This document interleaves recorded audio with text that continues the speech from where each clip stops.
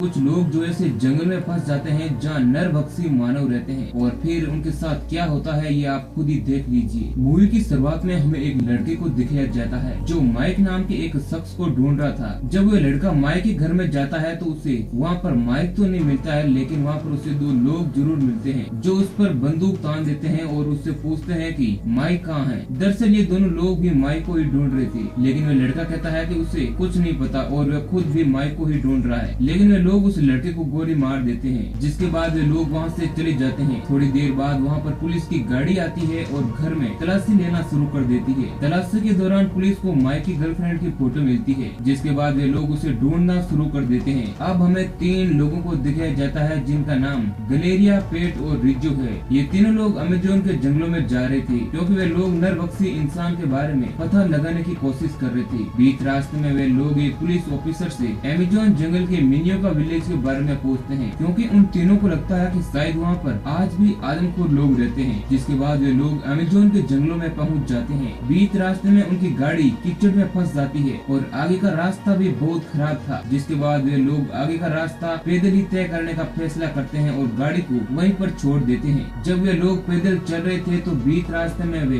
एक आदिवासी को देखते हैं जो कीड़ों को खा रहा था, जिसे देख तीनों को काफी घिन आती है और हैरान होकर आगे बढ़ जाते हैं और वे आदिवासी भी उन्हें इग्नोर करता है। अब वे लोग आगे बढ़ते हैं और जब शाम होती है तो वे लोग जंगल में ही टेंट लगाकर सो जाते हैं और दूसरे दिन फिर अपना सफर शुरू करते हैं। वे लोग एक जगह पर 2 आदिवासियों को मरा हुआ देखते हैं, जिन्हें देखकर यही लग रहा था कि वो किसी ट्रैप में फंसकर मरे थे। तभी उन तीनों को किसी की मदद मांगने की आवाज सुनाई देती है। जब वे लोग आवाज का पीछा करते हुए वहाँ जाकर देखते हैं तो उन्हें वहाँ 2 लोग दिखाई देते हैं जो कि माइक और जोई है। दोस्तों, हम आपको बता दें कि ये वही माइक है जिसे शुरुआत में पुलिस ढूंढ रही थी। अब हम जोई को देखते हैं जो बहुत ही ज्यादा घायल था, जिसके बाद वे लोग उनकी मदद करते हैं। फिर ग्लोरिया उन दोनों से पूछती है कि तुम लोग आखिर इस जंगल में कैसे आए और तुम्हारी ये हालत कैसी हुई। तब माइक बताता है कि उनकी ये हालत उन आदिवासियों ने की है और उनका गांव पास ही में है। ये सुनकर सभी हैरान हो जाते हैं। अब रात हो जाती है और सभी लोग वहाँ पर रुकने का फैसला करते हैं, पर ग्लोरिया को रात में भी नींद नहीं आ रही थी क्योंकि उसे यकीन नहीं हो रहा था कि आज भी नरभक्षी लोग रहते हैं। अगले दिन जब सुबह होती है तो सभी लोग देखते हैं कि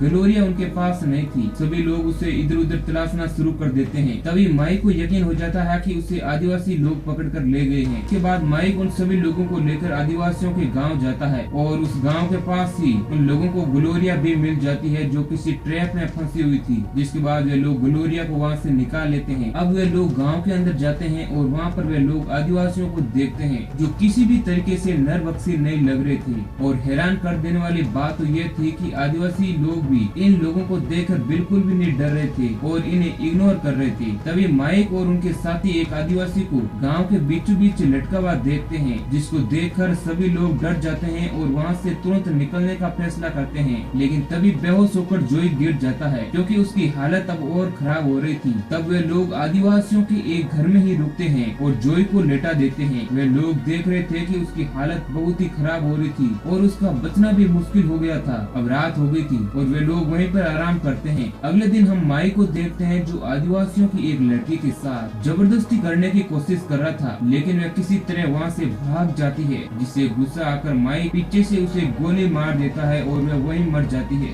गोली की आवाज सुनकर पेट वहाँ पर दौड़ती हुई आती है, जिसके बाद वह माई के साथ झगड़ा करती है और कहती है कि तुमने आखिर इसे क्यों मारा। उधर हम दूसरी तरफ जोई को देखते हैं जो मरने ही वाला था, लेकिन वह मरने से पहले माई की सच्चाई सबको बताता है। वह कहता है कि आदिवासी लोग उन्हें मारना चाहते हैं। अब जोई बताता है कि एक बार माइक और उसने एक क्लब में चोरी की थी, फिर वे लोग क्लब के मालिक से बचकर भागते भागते यहाँ पर पहुँच गए थे और वे लोग यहाँ पर हीरो की तलाश में आए थे ताकि पैसे कमा कर वे अपनी जान बचा सके। अब माइक उन आदिवासियों से अपना काम करवाता था ताकि वे लोग उसे हीरे ढूंढ कर दे। माइक उन लोगों को हर रोज टॉर्चर करता और जब उसे हीरे नहीं मिले तो माइक आदिवासियों को मारने लगा, उनकी आंखें निकाल देता और उन्हें बुरी मौत देता। हालांकि जोई उसे ऐसा करने से मना करता, लेकिन तब भी वह नहीं रुक रहा था। एक दिन माइक उनको बंदी बना लेता है और उनके सामने ही माइक एक आदिवासी को मारकर उसका पेट फाड़ देता है। अब माइक को भी यह पता चल गया था कि अगर गांव वाले बचकर निकल गए तो वे उन लोगों को नहीं छोड़ेंगे, इसलिए वे वहां से निकलने के लिए 2 आदिवासियों को बंदी बनाकर अपने साथ ले जाता है। लेकिन रास्ते में वे दोनों आदिवासी किसी ट्रैप में फंसकर मर जाते हैं, जिस कारण उनकी मौत हो जाती है। अब हम प्रेजेंट टाइम में आ जाते हैं जहाँ जोई कहता है कि माइक तो उसे भी मारने वाला था, लेकिन तभी वे लोग वहाँ पर आ गए और उसकी जान बच गई, और जिसके बाद जोई भी मर जाता है। ये सच्ची जानकर ग्लोरिया और रिजो भी डर जाते हैं और वहाँ से भागने लगते हैं। तभी वे गाँव वाले भी वहाँ पर आ जाते हैं। वे लोग जोई की बॉडी को बाहर ले आते हैं और उसे फाड़ कर खाने लगते हैं, और झोपड़ी के पीछे छिपे हुए रिजो और ग्लोरिया ये सब कुछ देख रहे थे। जिसके बाद वे लोग डर के मारे वहाँ से भागना शुरू करते हैं, लेकिन आदिवासी लोग उन्हें देख लेते हैं और उनका पीछा करके उन्हें पकड़कर बंदी बना लेते हैं।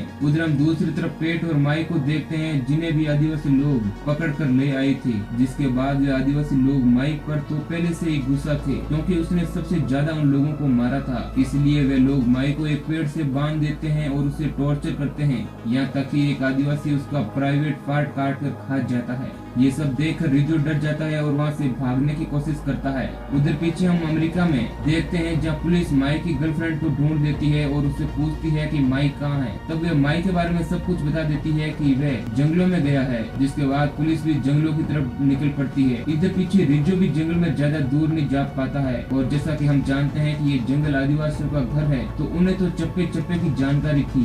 इस तरह रिजो उस जंगल में फंस जाता है। जिसके बाद वे आदिवासी उसे ढूंढ देते हैं और मार देते हैं। रात के समय में वे आदिवासी उसका ही मांस खाते हैं। आदिवासी पेट और ग्लोरिया को भी एक गड्ढे में रखते हैं और माई को दूसरे गड्ढे में।